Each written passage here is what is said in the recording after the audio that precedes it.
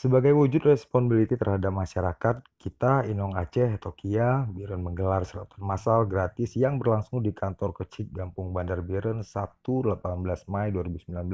Ketua KIA Biren Intan Sari yang didampingi wakilnya Farhani menuturkan, Alhamdulillah hari ini dari Yayasan KIA kita Inang Aceh Biren mengadakan acara sunatan massal untuk anak-anak yatim dan yang kurang mampu.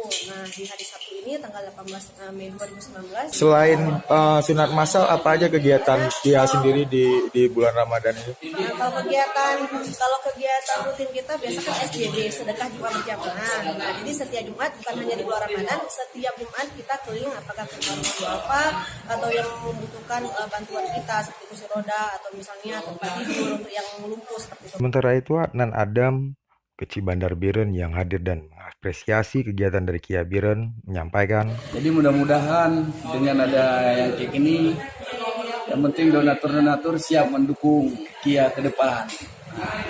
Pemerintahan Desa Sempa insya Allah mendukung. Harapannya apa kecil?